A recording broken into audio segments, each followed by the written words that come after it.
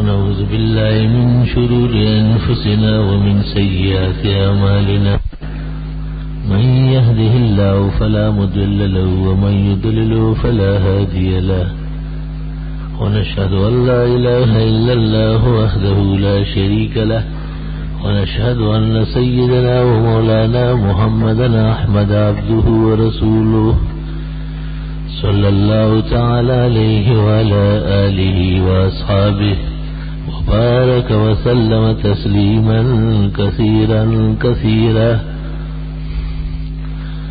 أما بعد فأعوذ بالله من الشيطان الرجيم بسم الله الرحمن الرحيم وأما إن كان من أصحاب اليمين فسلام لك من أصحاب اليمين وأما إن كان من المكذبين الضالين فنزل من حميم وتسلية جحيم إن هذا لهو حق اليقين فسبح باسم ربك العظيم قال رسول الله صلى الله عليه وسلم علمني ربي فأحسن تعليمي وأدبني ربي فأحسن تأديبي وقد قيل الدين كله أدب ليس اليتيم الذي قد مات والده بل اليتيم يتيم العلم والأدب ليس الجمال بأصواب تزيننا بل الجمال جمال العلم والحسب. قابل قدر بزرگوں، محترم بھائیوں اور عزیز دوستوں، شوال کا پہلا جمعہ ہے اور رمضان شریف کا مہینہ بخیر و خوبی اللہ کے فضل و احسان سے مکمل ہو گیا. حقیقت میں عید نعمتوں کی تکمیل کی خوشی کو کہتے ہیں. عربی میں عید کے 3 مطلب ہوتے ہیں. ایک تو عید کو عید اس لیے کہتے کہ سال میں 2 مرتبہ آتی ہے، یعنی عید من العود لأنه يعود في السنة مرتين، یا اس لیے کہ عید لأن نعم اللہ تعود فیہ علی عبادہ، اللہ تعالیٰ کی نعمتیں اور احسانات بندوں کی طرف لوٹ آتی ہے. اور لأن العید لأن العبادہ تعود إلی اللہ تعالی بعبادتہم وطاعاتہم. عید اس معنی میں بھی عید کہلاتی ہے کہ بندے اللہ کے حضور توبہ طائب ہوتے ہیں، رجوع ہوتے ہیں.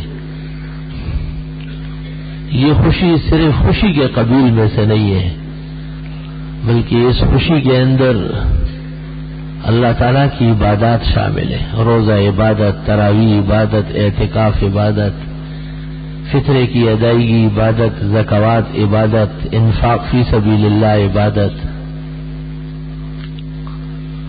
ومن المعروف ان تلقى اخاك بوجه طليق، اپنے مسلمان بھائی سے خندہ پیشانی سے خوشیوں کے ساتھ ملنا یہ بھی نیکیوں میں سے ہے. عید کے آداب میں فقہ کی کتاب بحر میں اور نہر میں ہے کہ یظہر الفرح والانبساط، عید کے دن لوگ خوشی ظاہر کریں، ہنس ہنس کے ملے، چہرے پر مسکراہٹ اور تبسم کی شان ہونا چاہیے. اللہ تعالیٰ جب کسی کو غم ہم صدمے سے دور کرے اور اس کو خوشی نصیب کرے تو اس کا فرض بنتا ہے اخلاقی اور مذہبی دونوں کہ وہ بھی خوشی کا اظہار کر لیں.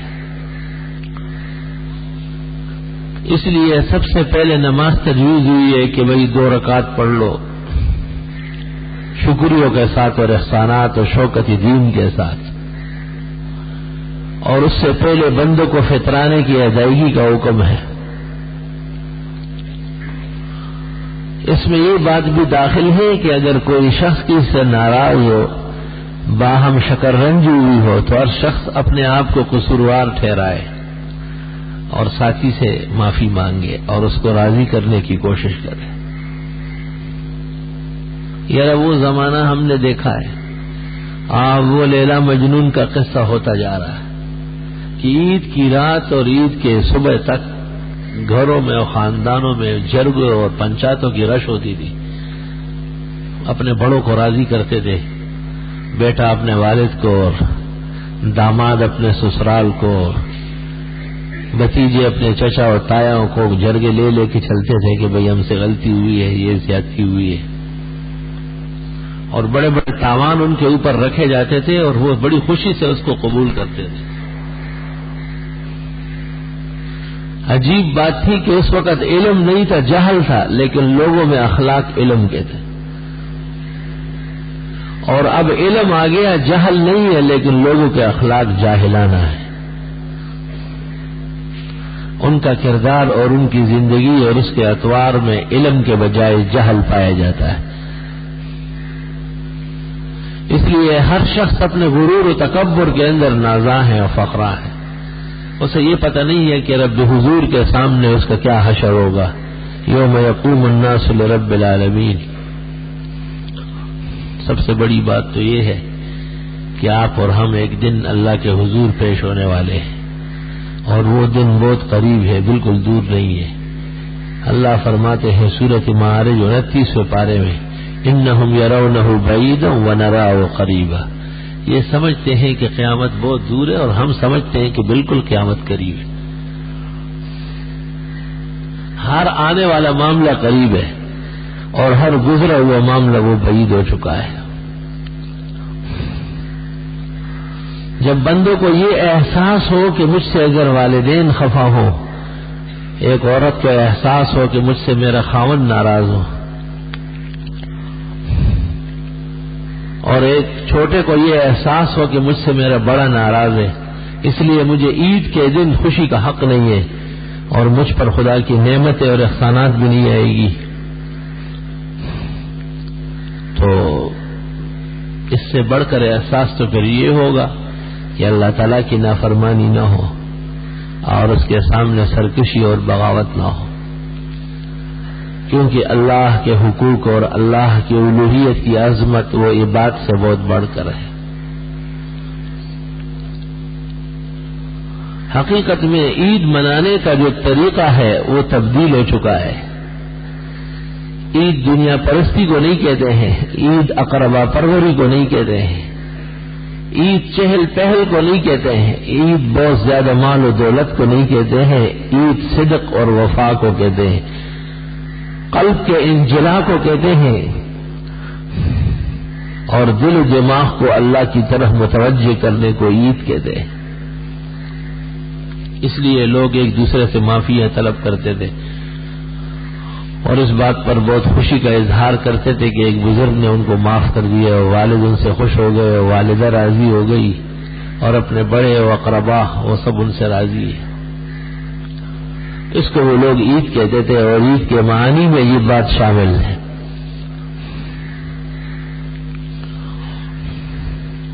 یہ آپ نے دیکھا ہوگا کہ عید کے دن لوگ ہاتھ ملاتے ہیں اور گلے ملتے ہیں۔ اب تو بعض ساتھی ہمارے جو ہے وہ اس کو بدعت کہتے ہیں، ہمیں ان کی عقل اور ہوش پر بھی تعجب ہے۔ اصل میں یہ عید کا مسئلہ نہیں ہے، یہ معافی کا طریقہ ہے، معافی کا طریقہ ہے۔ گلے لگتے ہیں جتنے تھے گلے سب بھول گئے، وگرنہ یاد تھی ہم کو شکایتیں کیا کیا۔ یہ دستور ہے کہ آدمی جب کسی سے بغلگیر ہو جائے اور اس سے معافی مانگتا ہے تو وہ بھی انسان ہوتا ہے، وہ رضامند ہو جاتا ہے۔ ابوبکر صدیق سے کسی نے پوچھا تھا کہ ہم کیسے معاف کر لیں، ان کی طرف سے بڑا ظلم ہمارے سر پہ پڑا رہتا ہے۔ تو ابوبکر نے کہا کہ تم بھی یہ سمجھو کہ تیری طرف سے بڑے مظالم ڈھائے گئے جو آپ کو نظر نہیں آ رہا ہے۔ 5 آدمی ہیں کہ میدان عرفہ میں بھی ان کی مغفرت نہیں ہوتی اور لیلۃ القدر میں بھی نہیں ہوتی، اور شب برات کو بھی نہیں ہوتی اور لیلۃ العید کو بھی نہیں ہوتی، حالانکہ لیلۃ العید کو لیلۃ الجال کہا گیا ہے، انعام کی رات، انعام کا دن۔ اور وہ 5 آدمی یہ ہے: الاشراک باللہ، اللہ کے ساتھ شرک کرنا، خداوند تعالیٰ کے علاوہ کسی مخلوق کو دور اور قریب سے حاضر ناظر سمجھنا، کسی ولی یا نبی کو غیب دان سمجھنا، یا یہ خیال کرنا کہ میری زندگی کے اوپر وہ تصرف کر سکتے ہیں، یا میرے نفع اور ضرر کا مالک وہ ہے اور اس کو کچھ اختیار ہے، یہ سب شرک کی قسم ہے۔ مشرکین نے جو شرک کیا ہے، جس کا قرآن رد کر رہا ہے، اور سب سے بڑا رد قرآن کریم ان کا کر رہا ہے، انما المشرکون نجس، مشرک بڑے پلید لوگ ہیں، فلا يقربوا المسجد الحرام بعد عامهم هذا، آئندہ کے لیے مسجد حرام آئے نہیں، خبردار کہ یہاں مسجد میں داخل ہوگا۔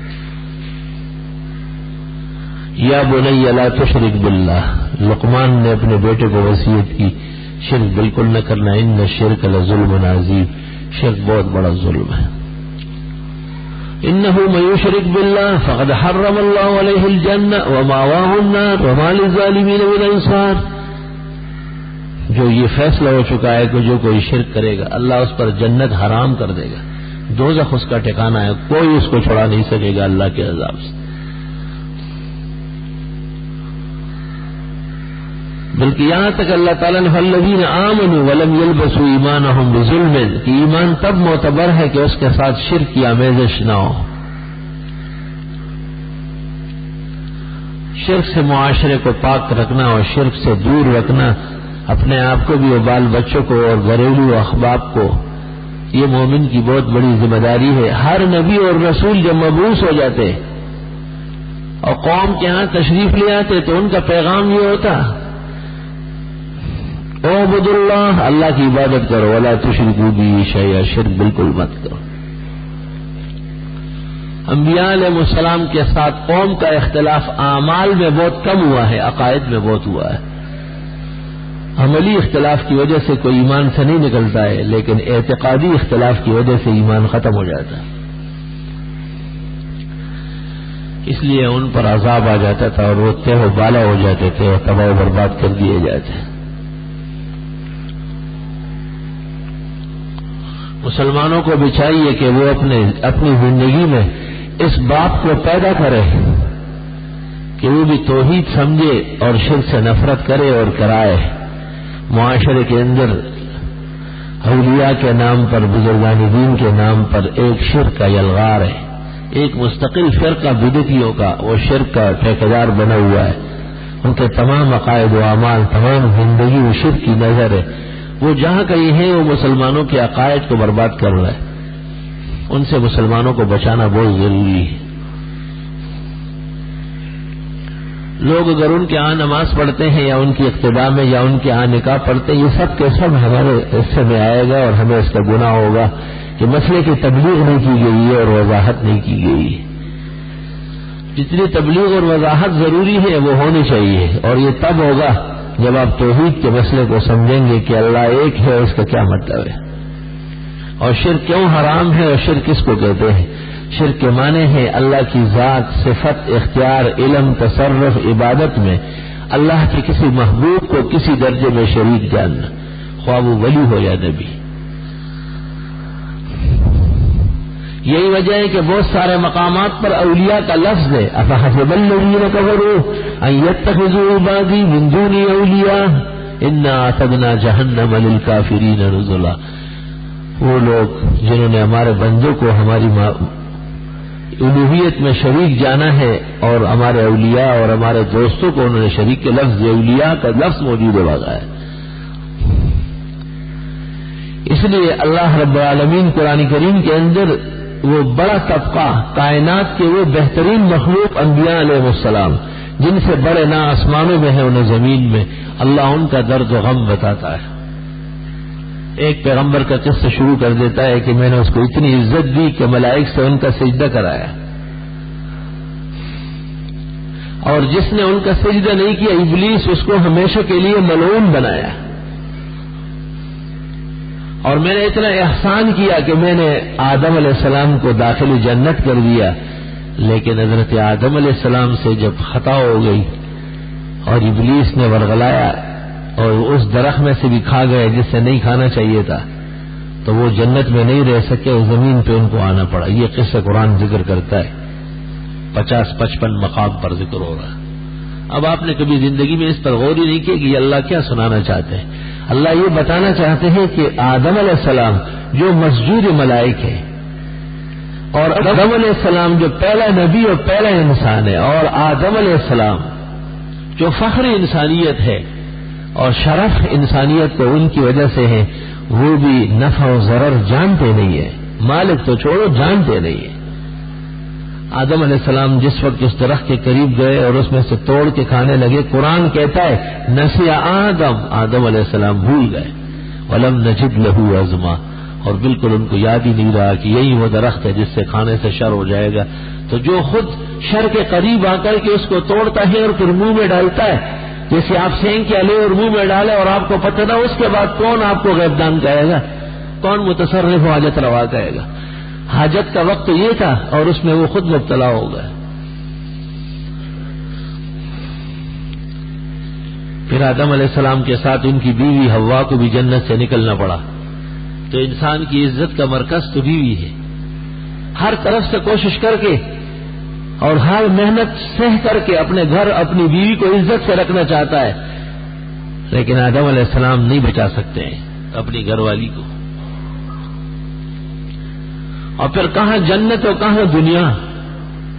بڑا آدمی تھا تو بڑے آدمی کی غلطی کی سزا بھی بڑی کڑک ہوتی ہے، اس لیے جنت سے نکال کر کے قل نہبطوا منہا جمیعا، ہم نے کہا نکلو یہاں سے، سیدھے زمین پہ جاؤ۔ آدم علیہ السلام کی پریشانی اللہ ذکر کرتے ہیں کہ وہ بہت غمگین ہو گئے، وبدت لہما سوآتہما، ان کے نہ نظر آنے والی جگہ نظر آنے لگی، وطفقا یخصفان علیہما من ورق الجنہ، اور جنت کے پتے ادھر سے ادھر سے توڑ توڑ کے رکھ رہے تھے، چھپا رہے تھے۔ ہر درخت پناہ مانگتا تھا کہ مجھے ہاتھ نہیں لگائے۔ سوال یہ ہے کہ دوسروں کی عزت و ذلت کے نبی اور ولی کب مالک بنیں گے؟ ان کے اوپر تو خود دن آئے ہیں، تکلیف آئی ہے، جسم سے کپڑے اتر گئے، جنتی لباس اتر گیا۔ قرآن پاک کہتا ہے جنت کا وہ لباس فاخرانہ وہ اتر گیا شجر ممنوع میں سے کھانے کے بعد۔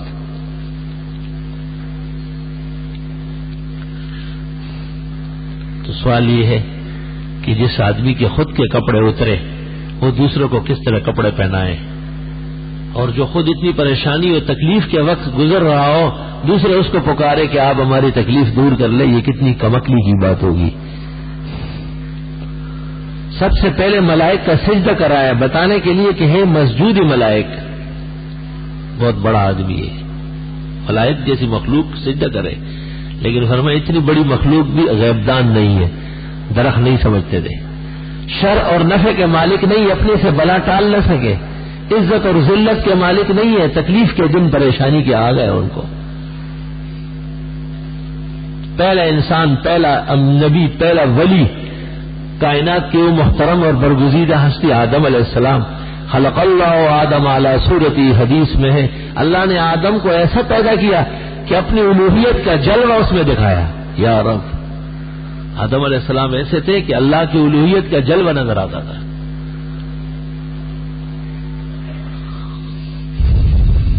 اس انسان کے اندر بھی اللہ تعالیٰ نے وہ جلوہ ڈالا ہے، اس لیے اس کو حکم یہ ہے کہ میرے علاوہ کسی کا سجدہ نہ کرے اور میرے علاوہ کسی کو حاجت روا مشکل کشا کارساز نہ سمجھے، اور پھر بقیہ جتنی مخلوقات ہیں ان سب کا محترم اور مالک اس کو بنا دیا ہے۔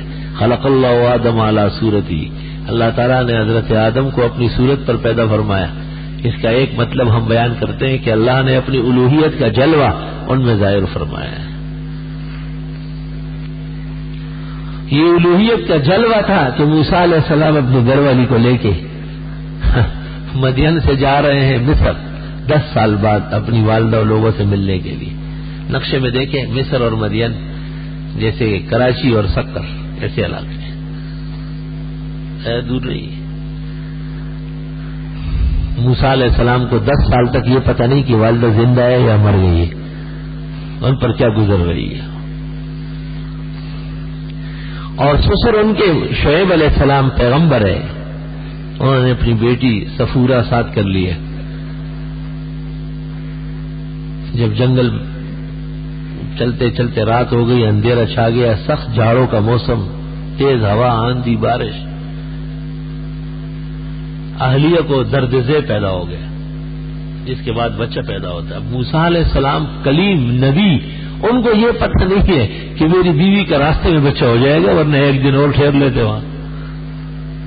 اور شعیب علیہ السلام کو یہ پتہ نہیں کہ میری بیٹی کو راستے میں یہ عارضہ پیش آئے گا، ورنہ وہ روک لیتے کہ جہاں 10 سال وہاں 10 دن اور ٹھہرے.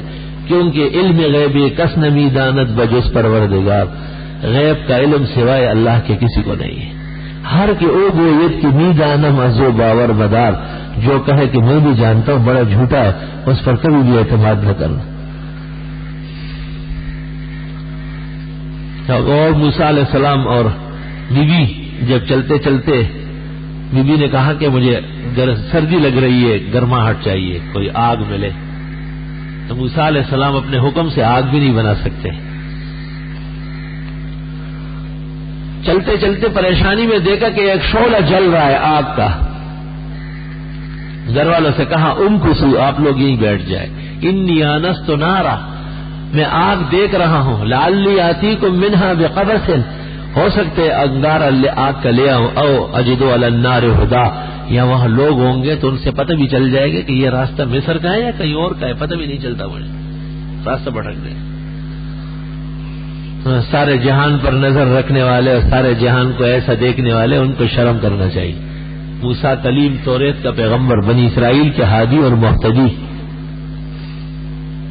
وہ مدین سے مصر کا راستہ نہیں جانتے، اور اللہ اس کو بیان کرتے ہیں باقاعدہ طٰہٰ میں اور قصص میں اور نمل میں اور شعراء میں بار بار لوٹاتے ہیں تاکہ عقل والے عقل سے کام لیں اور وہ علم خدا اور علم نبی سمجھے.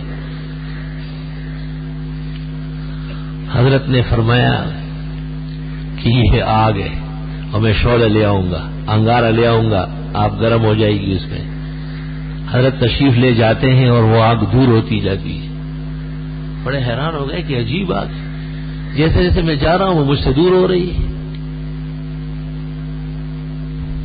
اتنے میں آواز آئی، یا موسیٰ انی انا اللہ، اے موسیٰ میں تمہارا خدا ہوں، فاخلع نعلیک، جوتے اتارو، آگے بڑھو، انک بالوادی المقدس، تو آپ بڑی پاک جگہ میں ہو.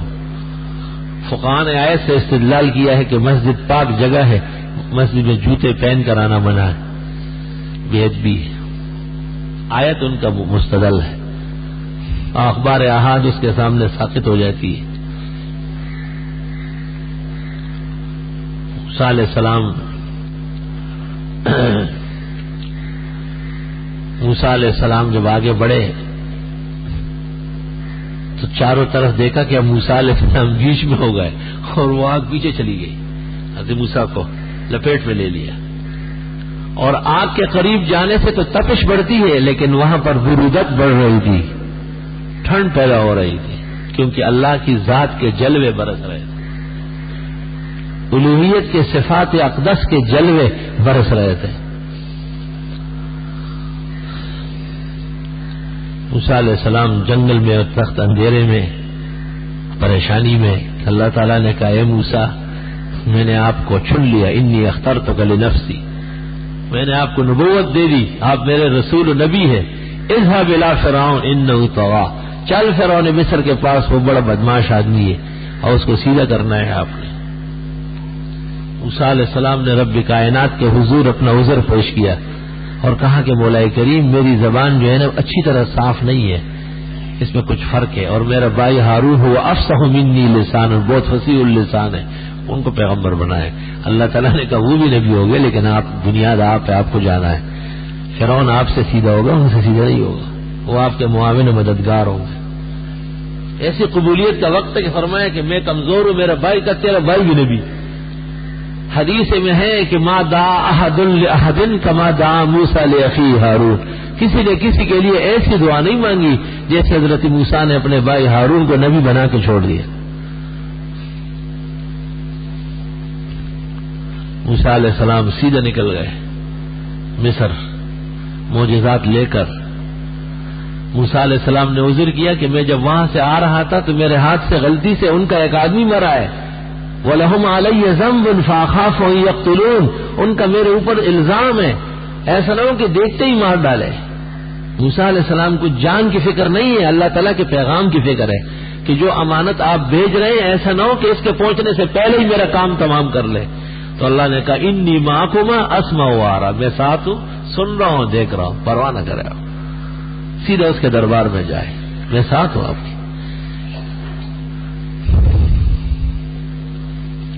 حضرت تشریف لے گئے, فرعون سے کتنے سال مناظرے اور جھگڑے, فرعون ڈوب گیا. موسیٰ علیہ السلام پوچھ بھی نہیں سکتے تو خدایا میں گھر والی کو جنگل میں بٹھا کے آیا ہوں. اللہ تعالیٰ پر اعتماد نبی کا اتنا بڑا ہوتا ہے.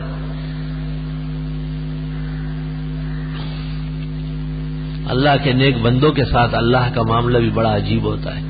لوگ صرف ناز و لاڈ اور محبوبیت کی باتیں کرتے ہیں, خدا کی الوہیت کے تناظر میں ان کو دیکھیں.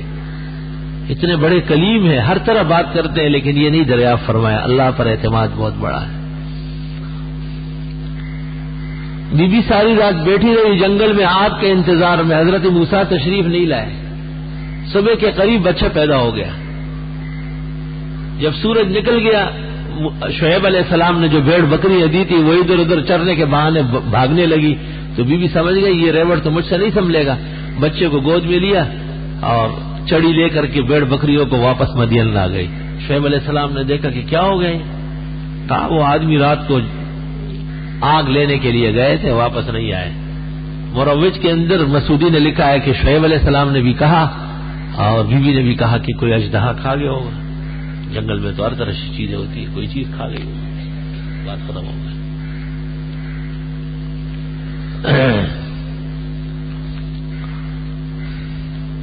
موسیٰ علیہ السلام مصر تشریف لے گئے, وہاں فرعون سے مقابلہ ہوا, جادوگر پیش کیے گئے, وہ سب ایمان لے آئے اور آخرکار فرعون بحر احمر کے اندر غرق کر دیا گیا. 50 سال گزر گئے. 50 سال کے بعد موسیٰ علیہ السلام ایک دن مدین سے گزر رہے تھے. ایک خوبصورت جوان دیکھا, بالکل موسیٰ علیہ السلام کے رنگ ڈھنگ کا. حضرت موسیٰ کو کچھ شبہ سا پڑ گیا. حضرت رک گئے اور اس شخص سے پوچھا کہ آپ کا نام کیا ہے. انہوں نے کہا میرا نام موسیٰ ہے. حضرت نے پوچھا کہ آپ کا نام موسیٰ کیوں ہے. کہا میرے والد صاحب کا نام موسیٰ تھا, وہ میرے نانا کے گھر سے مصر جا رہے تھے, میری والدہ ساتھ تھی, اور راستے میں رات کو آگ لینے گئے, واپس نہیں آئے, کوئی بھیڑیا کھا گیا تھا, تو میری والدہ اور نانا نے ان کی یاد میں ان کا نام مجھ پہ رکھا ہے. موسیٰ علیہ السلام سمجھ گئے کہ اچھا یہ ماجرا, ان کو اس طرح خیال آیا ہے.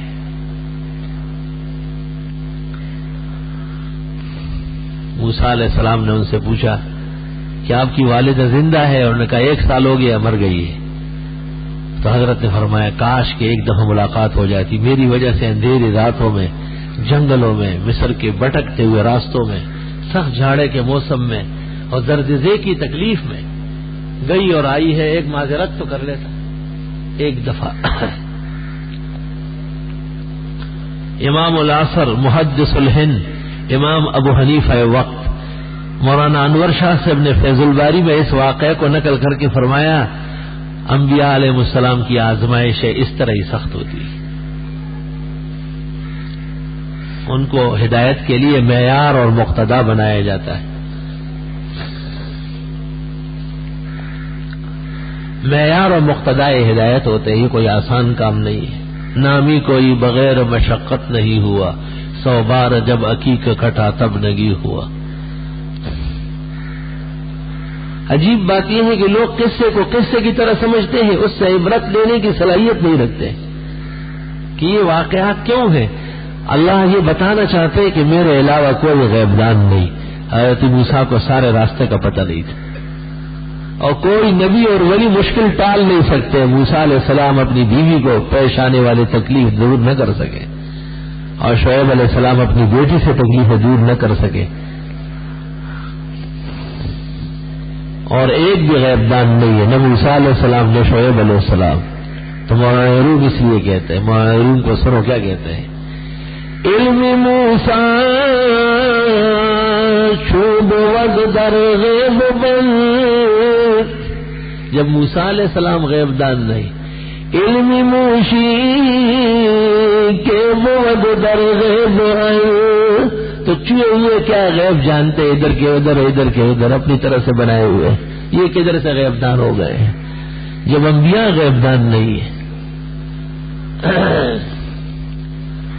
تو وہ 5 آدمی جن کی مغفرت نہ عرفہ میں ہے، نہ عید کو ہے، نہ لیلۃ القدر کو ہے، ان میں ایک وہ شخص ہے جو شرک کرتا ہو اللہ کے ساتھ، علم میں، دعا میں، عبادت میں، تصرف میں،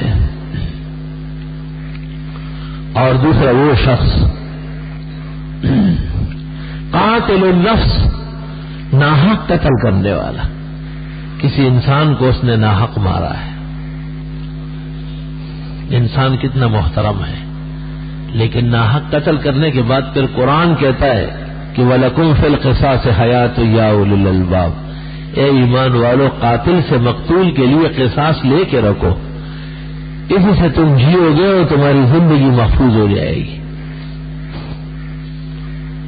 تو ایک ایسا شخص جس نے ایک مومن کو قصداً قتل کیا ہے ناحق، بغیر عذر شرعی کے، اور عذر شرعی تو 3 ہے، زنم بعد احسان، ایک شادی شدہ زنا کر لے اور شریعت نافذ ہو اور عدالت قاضی میں ثابت ہو جائے تو وہ قتل کیا جائے۔ ردۃ بعد الایمان، ایمان لانے کے بعد کوئی معاذ اللہ مرتد ہو جائے، وہ بھی 3 دن کے بعد قتل ہو جائے گا۔ او قتل انسانا، یا اس نے کسی انسان کو قتل کیا ہو، یہ 3 قتل ہے، چوتھا قتل کوئی نہیں۔ تیسرا آدمی مدمن الخمر، شراب کا عادی۔ شراب ایک ایسی بیماری ہے کہ یہ پھر چھوٹتی نہیں۔ یہ عجیب بات ہے کہ یہ معاودات جتنی ہیں پھر یہ چھوٹتی نہیں ہے، اور واقعی معاودات بڑی گندی خصلتیں ہیں۔ میں پان کی تلاش میں رہے گا جی، پان کی تلاش، پان چاہیے اس کو، اعتکاف میں بھی پان چاہیے، لیلۃ القدر کو بھی پان چاہیے۔ اور پان میں کیا ہے؟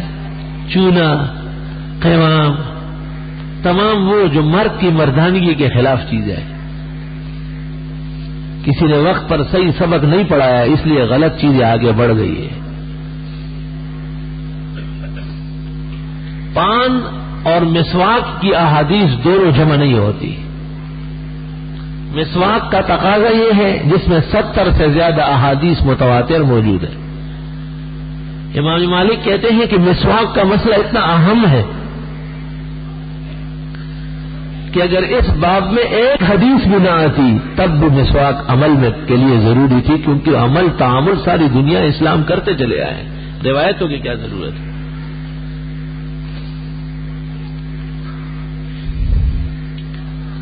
مسواک اس مقصد کے لیے کہ مومن کا منہ چمکتا رہے، اور احادیث سے پتہ چلا ہے کہ مسواک کی فضیلتوں میں یہ ہے کہ عین روح نکلتے وقت کلمہ پڑھنا آسان ہو جاتا ہے۔ میں نے ایک آدمی کو دیکھا ہے، ایک شخص کو میں نے خود دیکھا، ایسے بیکار سا آدمی ایسا گھومتا پھرتا تھا، لیکن جب مرنے لگا تو اتنا زور سے کلمہ پڑھتا ہے جیسے اس کے پاس کوئی میکروفون لگا ہوا ہے، سارا محلہ کلمہ سن رہا ہے۔ وہ کیا کرتے تھے کہ بس ہر وقت وہ مسواک ہاتھ میں جیب میں رکھا ہوا ہے، سوتے وقت، جاگتے وقت، آتے جاتے وقت مسواک دوسرے کو پیش کرنا یہ کوئی کمال نہیں ہے، مسواک خود کر لینا یہ کمال ہے۔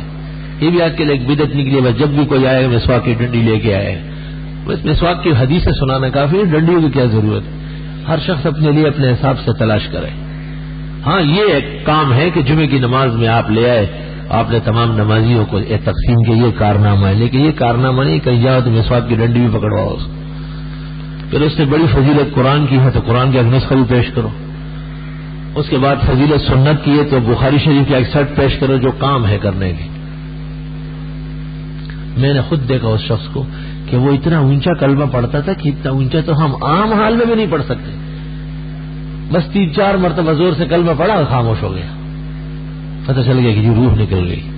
اور میں نے اس کو دونوں حال میں دیکھا، مسواک کے ساتھ مداوم تھا، وہ بالکل مداوم مسواک کرتا تھا۔ اچھا اب سن لی یہ عجیب بات تھی، جو نسوار کھاتے ہیں نسوار، یہ اور تو خیر ہے لیکن یہ مرتے وقت سب کچھ بھول جاتے ہیں بالکل. نسوار، سگریٹ، پان، بیڑی ایک ہی نسل کی چیزیں ہیں. یہ 150 اور 150 کا فرق ہے، بس زیادہ نہیں ہے. پاک اور مقدس منہ جس کے لیے مسواک آئی ہے اور کلمہ آیا ہے، اس کو آلودہ کرنے کا ناکارہ سامان ہے. اس سے جلدی جان چھوڑا ہے. اس میں جو قباحت ہے وہ یہ کہ جب یہ چیزیں نہ ہوں تو ان کے 2 اور 3 13 ہو جاتے ہیں. بالکل بہت تکلیف ہوتی ہے، بہت پریشانی محسوس کرتے ہیں، حساب نہیں کرتے، لوگوں سے میل ملاپ بند کر لیتے کہ جی بس آج کل ذرا ایسا ہی ہے معاملہ. یہی تو شرابی کا حال لکھا ہے کہ شرابی زیادہ شراب پی لے تو بھی دماغ آؤٹ، اور شراب اس کو نہ ملے تو وہی حال خراب ہے اس کا. فرق صرف اتنا ہے کہ وہ نص قطعی ہے اور اس کی سزا قطعی ہے، اور یہ ظنی اور خیالی نشے ہیں تو اس کے اندر نقصانات بھی اسی حساب سے کم ہے، لیکن ہے تو صحیح.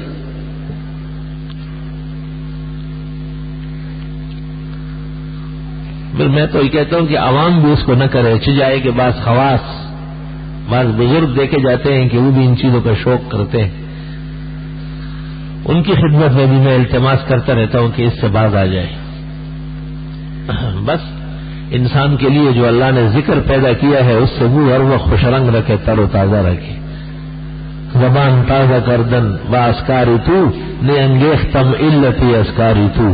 کتنی اچھی بات ہے کہ مومن کی زبان پر ذکر الہی جاری ہو.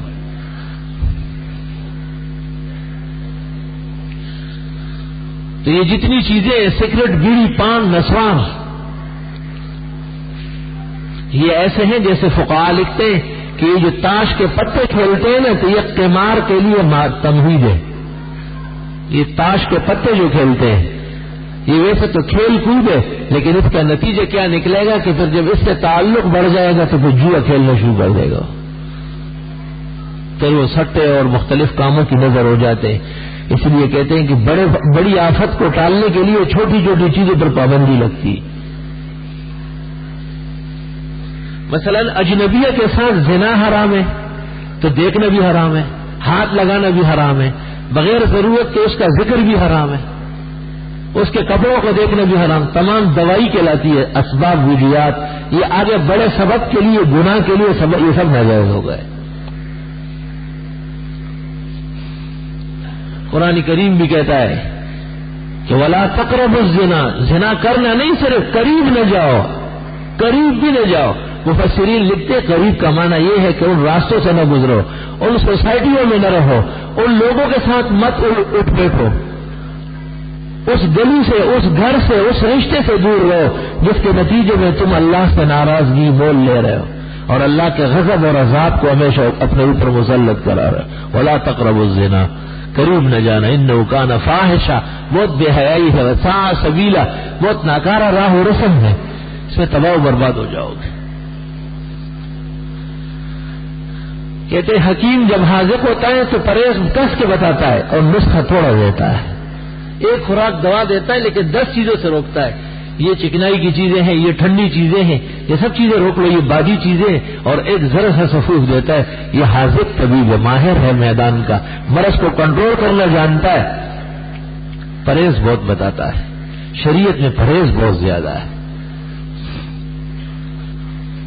لوگ بیٹھے رہتے ہیں، ان کی عورتیں بھی بیٹھی رہتی ہے اور پرائے کبڈی کھیلتے اور یہ دیکھتے رہتے ہیں آج کھیلوں کا میدان ہے، آج فلاں ہے. یہ کیسی غیرت ہے، کیسا ایمان ہے.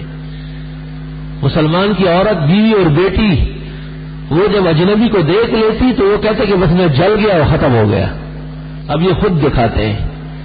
ظاہر ہے انسانوں کو دیکھنے سے تعلق پیدا ہوتا ہے اور سب کچھ ہو سکتا ہے. پاکستان میں جب کرکٹ کھیلنے کے لیے ہندوستان کی ٹیم آئی تھی تو یہاں کی چوکریوں نے درخواست دی تھی کہ کپل دیو ہندو ہم سے شادی کر لے. یہ جنگ اخبار آپ کا گواہ ہے اور صفحہ موجود ہے میرے پاس. وہ لڑکیاں نہ ہندو تھی نہ سکھ تھی، مسلمانوں کی لڑکیاں تھیں، لیکن آزاد گھرانوں کی لڑکیاں تھیں. ٹیلی ویژن اور VCR کے ذریعے ان کی تربیت ہو چکی تھی اور ان کے دل و دماغ میں یہ بات ڈالی گئی تھی کہ کامیاب لڑکی وہی ہے جو اپنا نکاح کرا دے. ماں باپ نہیں کرا سکتے اب، بھلے وہ ہندو اور سکھ کے ساتھ کیوں نہ ہو. قطع نظر اس کے کہ ہندو کے ساتھ کافر کے ساتھ نکاح کے ارادے سے کافر ہو جاتا ہے، ایمان سلب ہو جاتا ہے، لیکن ایمان تو سلب ان کا ہوگا جن کا ایمان ہو، جہاں ایمان ہی نہ ہو وہاں سلب کیا ہوگا؟ اب بھی لوگ پوچھتے ہیں کہ یہ ٹی وی میں کیا مضرت ہے اور کیا نقصان ہے، ہم اس سے تلاوت سنتے ہیں اور ہم خبریں سنتے ہیں اور علماء کرام کی تقریریں سنتے ہیں، یہ تو آپ کرتے ہیں، لیکن جب آپ نہیں ہوں گے تو پھر کیا ہوگا؟ کون پابندی لگائے گا؟ کون سا جالر ڈالیں گے وہاں کے خبردار کی کسی نے ناکارہ شو دیکھ لیا؟ رسول اکرم صلی اللہ علیہ وسلم تشریف فرماتے اور حضرت حفصہ اور ام حبیبہ امہات المومنین، قرآن کہتا ہے وازواج امہاتہم، پیغمبر کی بیویاں امت کی مائیں ہیں، دونوں بیٹھی ہوئی تھی۔ اچانک پتہ چلا کہ عبداللہ ابن ام مکتوم آ رہے ہیں، نابینا صحابی، تو آپ نے دونوں بیویوں سے کہا احتجبا عنہ، اندر چلی جاؤ، پردے میں ہٹ جاؤ یہاں سے۔ تو بیویوں نے کہا اعمیٰ لا یبصرنا، وہ تو نابینے ہیں، دیکھتے نہیں ہیں، نظر نہیں آتا، نابینا تھے آنکھوں سے۔ تو آپ نے فرمایا افعمیان انتما، تم بھی اندھی ہو گے، تم تو دیکھ رہی ہو، خطرہ تو تم کو ہے۔ یا ادوات انفسکن، اے جان کی دشمنوں، یہ نبی ہے، یہ دیکھو اپنے گھر کی اصلاح کر رہا ہے۔ امہات المومنین کو، امت کے جلیل القدر فرد جن کی فضیلت اور منقبت کے اندر صورت عبسہ نازل ہوئی ہے، اس کی تشریف آوری پر جبکہ وہ نابینا ہے اور اسے احتمال کوئی معصیت کا نہیں، لیکن حضرت نے فرمایا کہ نہ، تم تو اندھی نہیں ہو، تم تو دیکھ رہی ہو۔ معلوم ہوا کہ خاتون کی نگاہ بھی اجنبی سے بچانا فرض ہے۔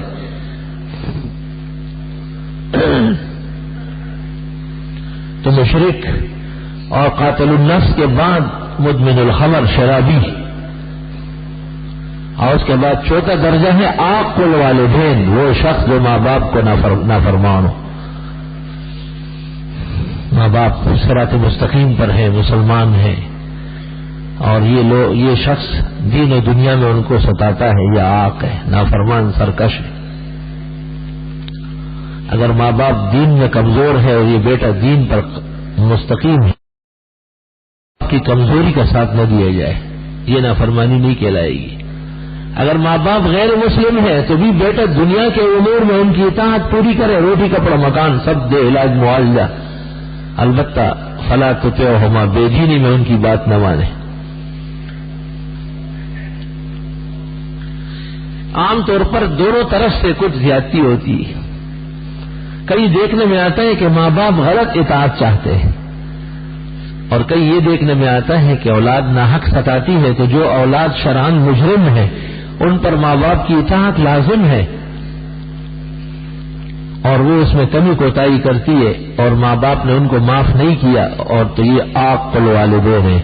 عرفہ کے دن بھی اور لیلۃ القدر کو بھی اور عید کے دنوں میں بھی ان کی مغفرت نہیں ہوگی، رک گئی مغفرت۔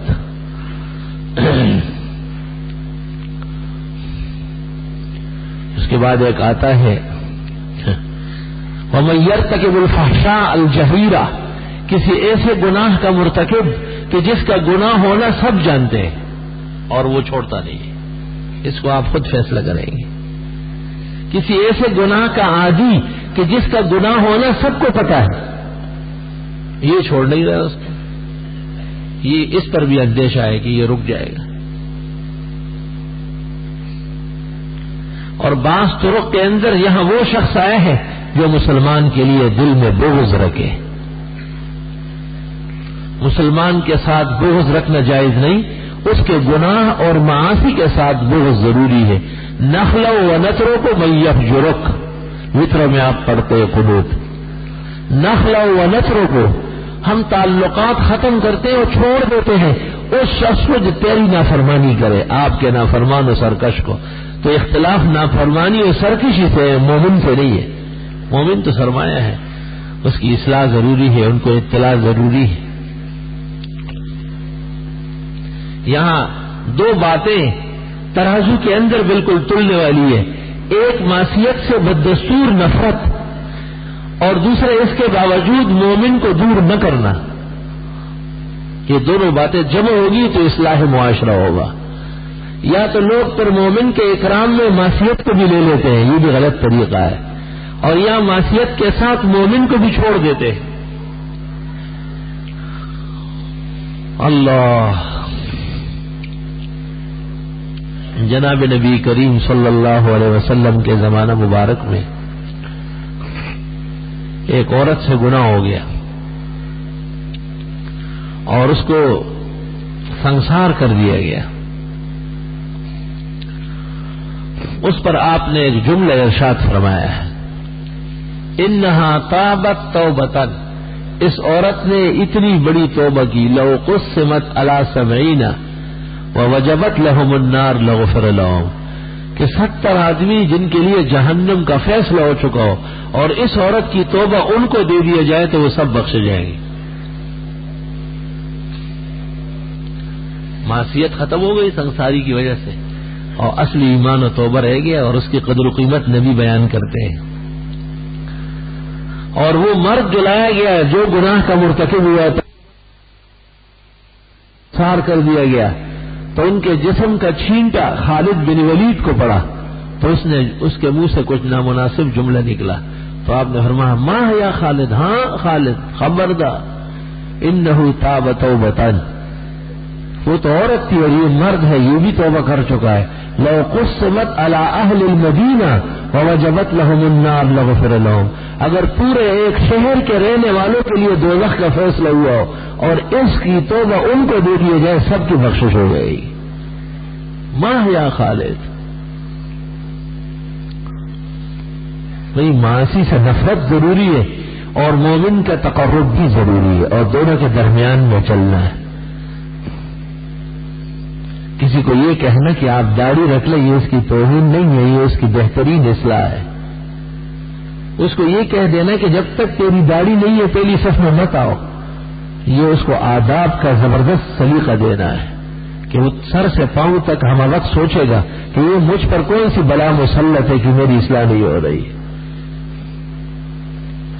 صحابہ کو جب پہلی مرتبہ شراب سے منع کرنا تھا تو آیت اس طرح نازل ہوئی، لا تقربوا الصلاة وانتم سکارى، جب یہ چیز پی چکے ہو نا تو نماز نہ پڑھا کرو. تو نماز تو صحابہ نہیں چھوڑ سکتے تھے، تو وہ چیز چھوڑنی پڑی. یہ اصلاح قرآن کریم سے سیکھی گئی ہے. لا تقربوا الصلاة وانتم سکارى، جب تک تم نشے کی حالت میں ہو تو نماز مت پڑھو. تو صحابہ اور وہ نماز نہ پڑھے تو نشے کو چھوڑنا پڑے گا. تو جن وجوہات سے آپ میں تاخر آتا ہے ان وجوہ کو کمزور کرنا پڑے گا، ان کو چھوڑ دینا پڑے گا تاکہ تقرب کا موضوع محفوظ رہے. اور حدیث میں فرمائے کہ ایک عورت بغیر پردے کے بناؤ سنگار کر کے گناہ کی مجلس سے گزرتی ہے، لوگ اس کو دیکھتے فیا قضا و قضا و قضا، اے زانیہ زانیہ زانیہ. یہ ناکارہ عورت سے بدچلن ہے، بدچلن ہے. زنا کا لفظ حدیث میں ہے. تو ظاہر بات ہے عورت ضرورت کے لیے باہر جاتی ہے تو حجاب میں جائے گی. باہر جب عورت نکلے گی تو اجنبی ہوں گے، تو اجنبیوں سے پردہ کرنا پڑے گا تاکہ حدیث کے حکم کے مطابق معاصی سے اجتناب ہو جائے. حضرت صلی اللہ علیہ وسلم فرماتے کہ جو پیاز اور لہسن کھائے وہ مسجد میں نہ آئے. تو مسجد میں آنا نہیں چھوڑا جائے گا، پیاز اور لہسن مسجد کے لیے چھوڑا جائے گا. آپ نے فرمایا کہ جس شخص کو قربانی کی توفیق ہے اور اس نے واجب قربانی نہیں کی وہ عیدگاہ میں نہ آیا کرے. تنبیہ کیا آپ نے، ناراضگی ظاہر فرمائی. ظاہر ہے نماز عید نہیں چھوڑی جائے گی، قربانی کرنی پڑے گی. سمت واحد پر تنبیہ ہے اور اس کی تاکید ہے. اس لیے عید صرف خوشی نہیں بلکہ دلی خوشی ہے، اور عید ایک مصنوعی خوشی نہیں، شرعی خوشی ہے. اور عید کا مقصد یہ ہے کہ مومن اللہ تعالیٰ کے حضور گناہوں سے دھل دلا کے پیش ہو رہا ہے. یہ جس طرح ہم پاک کپڑے پہنتے ہیں اور نماز پڑھتے ہیں اور تکبیرات کرتے ہیں، کھلے میدان میں جا کے کھڑے ہوتے ہیں، یہ ایک نقشہ ہے کہ ایک دن قیامت کا قائم ہو چکا ہوگا اور سب لوگ اللہ کے حضور کھلے میدان کے نیچے کھڑے ہوں گے، اور اس وقت سوائے اللہ کی رحمت اور مہربانی کی کوئی اور چیز کارگر نہیں ہوگی. یہ تمام نقوش وہی ہیں. آپ نے غور فرمایا کہ یہ جو حاجی حج کرتا ہے یا عمرہ کرتا ہے یہ احرام باندھتا ہے، سلے ہوئے پاک کپڑے اپنے اتار لیتا ہے اور ان سلے تولیے اور کپڑے باندھ لیتا ہے اوپر نیچے. یہ کفن کا نقشہ پیش ہو رہا ہے. اس کو آخری عبادت ہے نا تو بالکل کفن کرا دیا اس کو. اگر امیر المومنین زمانہ ہے اور بادشاہ سلامت ہے اور نبی اور ولی ہے, کسی کے لیے بھی احرام معاف نہیں ہے, احرام باندھنا پڑتا ہے کہ بھئی اسی طرح ایک وقت آئے گا اور مجھ میں روح نہیں ہوگی, میں دوسروں کے ہاتھ پہ ہوں گا, اور اسی طرح سفید کپڑے مجھے پہنائے جائیں گے, اور پھر اب تو میں خود عبادت کر رہا ہوں اور پھر لوگ جنازہ پڑھ کر کے مجھے قبرستان کی طرف لے کر کے جائیں گے. اس آخری عمل کے لیے بھی تیاری ضروری ہے. لیکن دیکھو خواتین کتنی محترم ہے اسلام میں کہ عورتوں کو حکم ہے کہ وہ سلے ہوئے کپڑے پہنے, اپنے کپڑے پہنے, کسی رنگ بھنگ تک کی ان پر احرام میں پابندی نہیں. اللہ اکبر. کیونکہ عورت کی عزت, عفت, پاک دامنی, پردہ, حجاب اسلام کے مقاصد میں سے ہے, بہت ضروری تعلیمات میں سے. لوگ معاشرے کے اندر توازن پیدا کرتے ہیں, لیکن وہ یہ نہیں دیکھتے ہیں کہ ایک بچے کو اگر بڑے کے ساتھ کھڑا کر دیا جائے تو اس پہ بوجھ ڈالا جا رہا ہے ناحق. خاتون کو اگر مرد کے ساتھ ملا دیا جائے تو جو قوا اللہ نے مرد کو دی ہے وہ عورت کو کبھی بھی نہیں دیے. سوال ہی پیدا نہیں ہو سکتا. 1,24,000 انبیاء میں ایک بھی عورت نہیں, بلکہ خواتین نے درخواست کی کہ مسلمان جہاد کے لیے جاتے ہیں اور ہم تو جہاد سے محروم ہیں, آپ جانے نہیں دیتے. تو حضرت نے فرمایا جہاد کن الحج, یہ حج جو آپ کرتے یہ کم جہاد ہے, بہت دھکے لگتے ہیں, بہت سفر کرنا ہوتا ہے, بہت پریشانی اٹھانی ہوتی ہے. اس زمانے کا آج بھی اس طرح. اب جتنی وسعت پیدا ہو گئی, اسباب تعیش اس قدر, افراد بھی بڑھ گئے, رش بھی اور طرح کا ہوا, ہمتیں بھی اور طرح پست ہو گئی. ملا علی قاری رحمت اللہ علیہ نے لکھا ہے کہ میں حج سے فارغ ہوا اور طواف زیارت کر کے واپس آیا اور میں نے دیکھا کہ سیلاب آیا اور جتنے حجاج طواف میں تھے ان میں ایک بھی نہیں بچا, سب ڈوب گئے پانی لے. ایسا زمانہ گزرا. اور ملا علی قاری کے 300 سال بعد ایک عالم آئے ہیں, اس نے بھی اپنے زمانے کے سیلاب کا ذکر کیا. قافلے جاتے تھے تو 200 آدمی واپس 10-15 باقی سب فوت ہو جاتے تھے. ایسی ایسی تکالیف ہوتی تھی. ہندوستان کے اندر تو شاہ عبدالعزیز نے فتوی دیا تھا کہ حالات خراب ہیں, حج مسلمانان ہند پر فرض ہی نہیں ہے. مشہور فتویٰ ہے شاہ عبدالعزیز کا, کیونکہ بعض قافلے پورے کے پورے غائب ہو گئے, واپس ایک فرد بھی نہیں ہے.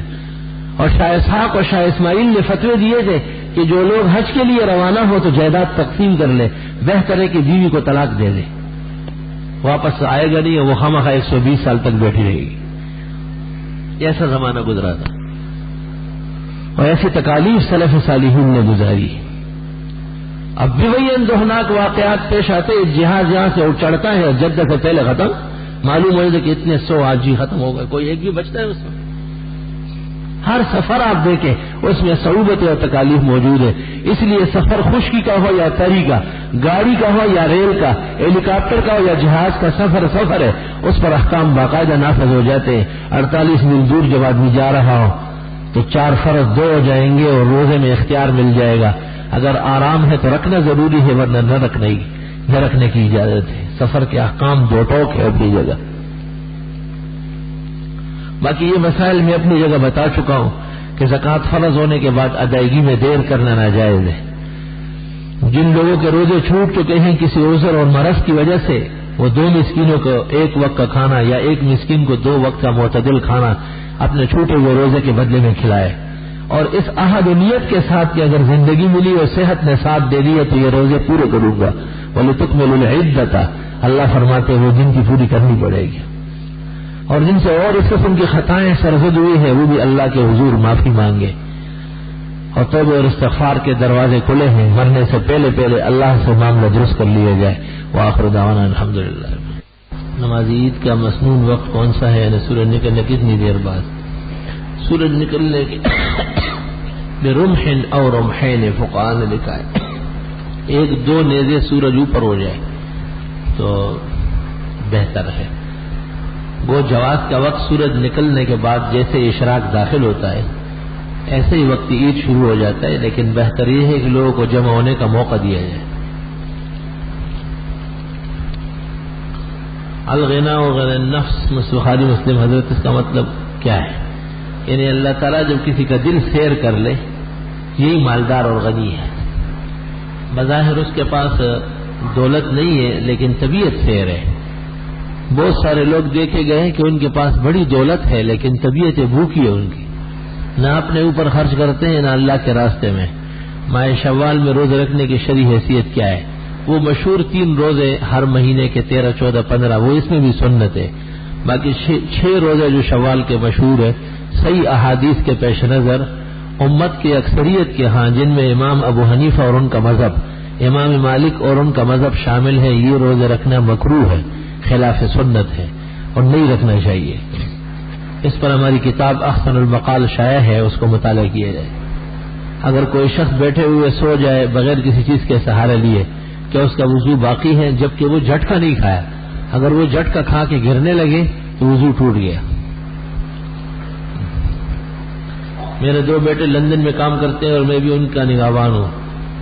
اچھی وہ خود مختار نہیں ہے تو کیا ان کی طرف سے اور فطرانہ جو میں نے ادا کیا ہے ابھی وہ خود مختار نہیں ہے تو کیا ان کی طرف سے فطرانہ جو میں نے ادا کرنا ہے پاکستان کے حساب سے یعنی 30 روپے کے حساب سے ادا کرنا ہوگا یا کہ لندن کے حساب سے؟ خود مختار آپ ہے اس لیے آپ گھٹا رہے اسے. جب وہ کما رہے ہیں تو وہ خود مختار ہے. آپ کے اس لکھنے سے کہ وہ خود مختار نہیں ہے وہ خود مختاری ختم نہیں ہو رہی ہے. عاقل بالغ بلوغ کے بعد اپنے مال و دولت کا خود مالک و مختار ہے, اس کا باپ اس کے مال میں متصرف نہیں ہے. حکیم الامت مولانا اشرف علی نے حقوق الوالدین میں لکھا ہے کہ اگر کوئی باپ بیٹے کے مال میں سے بغیر اجازت کے لے تو مقروض ہوگا. وہ بہتر یہ ہے کہ جب وہ لوگ وہاں کما رہے ہیں تو وہاں کے حساب سے آپ ڈالروں میں فطرانہ ادا کر دیں. اور 30 روپے جو آپ نے گندم کا بنایا ہے یہ بہتر ہے کہ کھجور کے اعتبار سے 200-250 روپے دے اور کشمش کے اعتبار سے 400 یا 500 کے حساب سے دے. 3.5 کلو کھجور یا 3.5 کلو کشمش کا حساب دیا جائے. خبر کے لیے پہلے سے جگہ لینا کیسا ہے جبکہ اور مردوں پر اور دفن ہونے والوں پر اثر نہ ہو جائز ہے. بے شک جگہ آپ لے لیں لیکن یہ نیت ہو کہ اگر مجھ سے پہلے کسی کی ضرورت ہوئی تو وہ دفن ہو جائے گا, پھر اجازت ہے ورنہ نہیں. پرائز بانڈز حرام ہے یا حلال؟ مجھے ان کے واقعات اور پارٹیکولرز معلوم نہیں ہیں. مولانا مجھے یوسف لدھیانوی مرحوم کا جواب بھی منتشر آیا ہے, بظاہر ناجائز معلوم ہو رہا ہے. اگر آپ کی فجر کی نماز قضا ہو جائے اور زور کا وقت ہو جائے اور اس کی جماعت کھڑی ہو جائے تو اس صورت میں جماعت کے ساتھ شامل ہو جائے یا فجر کی قضا نماز ادا کر لیں. یوں مت کہو کہ اگر آپ کی, اپنا کہو کہ اگر میری فجر انشاءاللہ کبھی قضا نہیں نہ آئندہ ہوگی. اور یہ لکھنا بھی بیعت بھی ہے. کسی اور کو خطاب, اپنے ضمیر کو اور اپنے نفس کو خطاب کرو کہ اگر میری فجر قضا ہو جائے اور زور کا وقت ہو جائے اور اس کی جماعت کھڑی ہو جائے تو اس صورت میں جماعت کے ساتھ شامل یا فجر کی قضا. جو شخص صاحب ترتیب ہے جس سے بلوغ کے بعد 6 نمازیں مسلسل قضا نہیں ہوئی ہے وہ جماعت چھوڑ دے, پہلے اپنی فجر پڑھ لے ورنہ اس کی ظہر ہوگی ہی نہیں. اور جو صاحب ترتیب نہیں ہے وہ بے شک ظہر پڑھ کر پھر فجر پڑھ لے. اگر عصر کی نماز قضا ہو جائے, مغرب کی اذان ہو جائے, نماز مغرب کا وقت ختم ہونے والا ہو تو اس صورت پہلے آپ عصر پڑھ لیں پھر مغرب. اسلام میں شاعری کا کیا تصور ہے؟ جائز امور میں دین کی حمایت و نصرت میں شاعری سنت اور عبادت ہے اور اس کے خلاف ناجائز ہے. نماز میں غلطی ہو جائے سے سو کر لیا بشرطے کی غلطی واجب کی کمی کوتاہی کی ہو, رکن ترک نہ ہوا ہو تو نماز ہو جائے گی. لڑکا خون کی بیماری میں مبتلا ہے, اللہ تعالیٰ صحت و شفا دے. جس دیہاتی علاقے میں عیدین کی نماز نہیں ہوتی اس علاقے میں اشراق و چاش کی نماز پڑھنا جائز ہے, وہاں پڑھ سکتے وہ لوگ. اگرچہ عالمگیری میں ایک قاعدہ لکھا ہے کہ وہاں بھی نہ پڑھے. روزے کی حالت میں الٹی یا قے ہو جانے کی صورت میں کیا روزہ ٹوٹ جاتا ہے؟ روزے کی حالت میں الٹی یا قے اگر خود بخود آ جائے گو مل الفم منہ بھر کے ہو تو روزہ نہیں ٹوٹتا, اور اگر بار بار آ جائے کئی مرتبہ آ جائے تو روزہ ٹوٹا سمجھا جائے گا. اس کے بعد قضا کرنی ہوگی. اگر دودھ یا گوشت میں بلی کا منہ لگ جائے تو اس کا کیا حکم ہے؟ پالتو بلی کا منہ پاک ہے لہذا وہ قابل استعمال ہے. اگر طبیعت نہیں چاہتی ہے وہ علیحدہ بات ہے. کسی کے گھر میت ہو جانے کے بعد شریعت میں قرآن خوانی کا کیا حکم ہے؟ قرآن خوانی کے لیے صوم 40 وغیرہ دن مقرر کرنا بدعات میں سے اور اس میں شرکت ناجائز ہے. البتہ بغیر کسی تاریخ اور دن متعین کیے قرآن شریف پڑھ کے بخشنا ثواب ہے. عید کے دن اشراق اور چاش کی نماز پڑھ سکتے نہیں. عید کے دن یہ دونوں نمازیں نہیں ہیں. میری اہلیہ صوم الصلاۃ سنت و حدیث کی پابند ہے، لیکن کوئی 6 مہینے سے وہ بڑے ہی سخت وسوسے اور مبتلا ہے. حضرت کی طرف سے بے ادبی اور گستاخی والے خیالات مستقل آتے رہتے ہیں. رمضان کے پہلے ہفتے سے ہی کیفیت ختم ہو گئی. اس کو ایسا محسوس ہے گویا ایمان واپس آ گیا. لیکن اب وہ اتنی پریشان رہتی ہے کہ راتوں کو اٹھ جاتی ہے اور کہتی ہے کہ میرا گناہ قابل معافی نہیں ہے. وہ کہتی ہے کہ اس کے دل کے گرد گویا کوئی حصار تھا جو اب ختم ہو گیا. تب تو شکر کرے نا، اب کیوں پریشان ہے. شیطانی وسوسوں کو اپنے اوپر نہ آنے دے. کثرت سے لا حول پڑھے اور اعوذ باللہ من الشیطان الرجیم ہزاروں کی تسبیح پڑھے. عید الفطر کی نماز کے بعد دعا مانگنا چاہیے یا خطبے کے بعد؟ خطبے کے بعد. خطبے سے پہلے اور نماز کے بعد دعا مانگنا تفقع کے خلاف، سنت کے سراسر منافی ہے.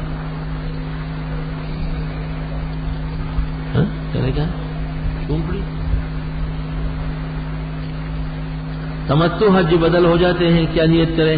اگر حج کی نیت کریں اور کیا کریں گے؟ کیا حج بدل جانے والا اپنے مرحوم کی طرف سے عمرہ ادا کرے؟ جی ہاں.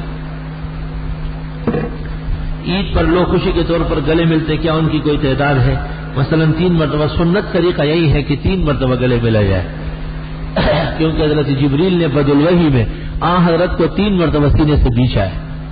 اسی سے تسلیس فی المعانقہ معلوم ہوا.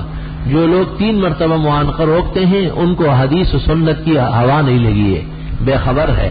بخاری کی پہلی حدیث کا ان کو علم نہیں ہے اور مشیخان قوم بنے ہوئے ہیں. میری خالہ کے شوہر سے ایک آدمی ان کے پیسے دھوکے سے لے گئے. برائے مہربانی کوئی وظیفہ بتا دیں، ان کے حالات بہت زیادہ خراب ہیں. سورۃ یوسف 11 مرتبہ پڑھیں اور کوئی میٹھی چیز پکا کے فرید گنج شکر اور مولانا انور شاہ صاحب کے ثواب کے لیے بخشیں. ایک گراؤنڈ کے ہوتے ہوئے ایک چھوٹی سی جامع مسجد میں عید کی نماز پڑھنا کیسا ہے؟ نامناسب بات ہے. عید کی شوکت و آداب کے سراسر خلاف ہے. کیا فرماتے ہیں مفتیان اس مسئلے کہ نفلی جماعت جائز یا ناجائز؟ ناجائز اور حرام. نفلوں کی جماعت گناہ کبیرہ ہے. وہ صلاۃ تسبیح، صلاۃ حاجت، قیام اللیل، تہجد کی نیت سے کیوں نہ ہو، سوائے حرمین شریفین کے کہ وہاں اذان بھی ہوتی ہے اور جماعت بھی جائز ہے. کسی اور جگہ جس طرح نفلوں کے لیے اذان ناجائز ہے، جماعت بھی حرام ناجائز ہے. کسی کا شوہر مر جائے اور پھر گھر میں کوئی اور رشتہ دار گھر میں نہ ہو تو یہ عورت اپنے ماں باپ کی گھر عدت پوری کر سکتی ہے؟ نہیں، بہتر یہ ہے کہ ماں باپ اس کے گھر آ کے اس کے ساتھ عدت گزارے. اگر ایسی کوئی صورت نہیں بنتی اور عورت کی عزت و آبرو کا خطرہ ہے تو پھر جا سکتی ہے. ایک جلد پر مشتمل قرآن مجید مع ترجمہ و تفسیر کون سا لیا جائے؟ شیخ الہند مولانا محمود الحسن سے رحمہ اللہ کا ترجمہ اور اس پر ان کے شاگرد مولانا شبیر احمد صاحب کے فوائد. مودودی صاحب کی تفسیر نہیں پڑھنا چاہیے. نظر اتارنے کے لیے کیا طریقہ ہے؟ سورہ قلم کا آخر 3 دن صبح شام 3 مرتبہ پڑھی جائے. ہمارے دوست کی والدہ مبتلا ہے، اللہ تعالیٰ انہیں صحت و زندگی عطا فرمائے. الحمدللہ رب العالمین. استغفرک اللہم و نسألک السلام والعافیہ. لا الہ الا اللہ وحدہ لا شریک لہ، لہ الملک و لہ الحمد وعلی کل شیء قدیر.